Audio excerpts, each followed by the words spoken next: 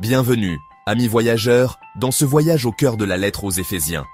Imaginez un monde où l'harmonie règne, où chaque individu, unique et précieux, contribue à une symphonie grandiose. Voilà l'appel vibrant de Paul aux Éphésiens, un appel à vivre l'unité que Dieu désire ardemment. Notre héros, l'apôtre Paul, prisonnier pour sa foi, brûle d'un désir profond, voir les chrétiens d'Éphèse unis dans l'amour. Mais le chemin est semé d'embûches, divisions, orgueil et amertume menacent cette fragile harmonie. Paul, avec une sagesse inspirée, les exhorte à la douceur, à la patience, à supporter les uns les autres avec amour. Car il n'y a qu'un seul corps, animé par un seul esprit, appelé à une seule espérance. Un seul Seigneur, une seule foi, un seul baptême, un seul Dieu et Père de tous. L'unité, c'est le témoignage éclatant de l'amour de Dieu, un phare brillant dans un monde déchiré. Abonnez-vous dès maintenant pour ne pas manquer la suite de notre exploration. Chaque membre du corps de Christ, tel un instrument de musique unique, reçoit une grâce particulière. Tel un chef d'orchestre divin, Christ distribue ses dons, apôtres, prophètes, évangélistes, pasteurs et docteurs. Leurs rôles, complémentaires et essentiels, visent à équiper les saints pour l'œuvre du ministère, pour l'édification du corps de Christ. L'unité ne signifie pas uniformité. Au contraire, c'est dans la diversité des dons que le corps grandit et s'épanouit. Imaginez un arc-en-ciel, splendide par ses multiples couleurs, unis dans une harmonie parfaite. C'est ainsi que Dieu nous a créés, différents et pourtant liés par un amour indéfectible. Ensemble, nous formons un temple saint, une demeure de Dieu, solidement bâtie sur le fondement des apôtres et des prophètes, avec Jésus-Christ lui-même comme pierre angulaire.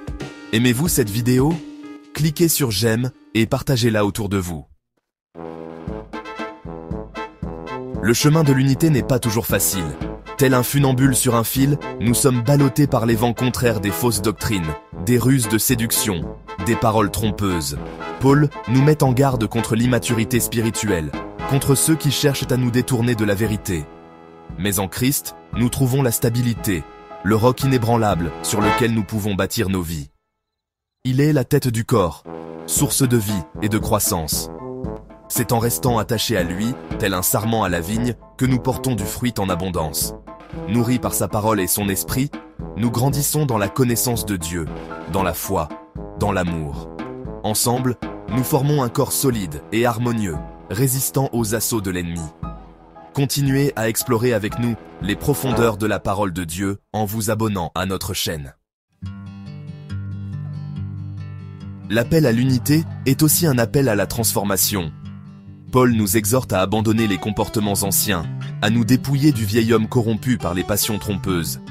C'est un appel à la sainteté, à refléter la gloire de Dieu dans nos vies. Revêtez-vous de l'homme nouveau, créé selon Dieu dans la justice et la sainteté véritable. Tel un vêtement neuf, pur et éclatant. Revêtez-vous de compassion, de bonté, d'humilité, de douceur, de patience. Pardonnez-vous les uns aux autres, comme Christ vous a pardonné. Laissez l'Esprit Saint vous transformer de gloire en gloire, à l'image de Jésus-Christ. Que vos paroles soient pleines de grâce, assaisonnées de sel, afin que vous sachiez comment il faut répondre à chacun. L'unité se vit au quotidien, dans nos relations, nos paroles, nos actions. N'oublions jamais l'appel pressant de Paul à vivre dans l'unité, à refléter l'amour de Dieu dans un monde qui en a désespérément besoin. Partagez cette vidéo, abonnez-vous à la chaîne et ensemble, soyons des artisans de paix et d'unité.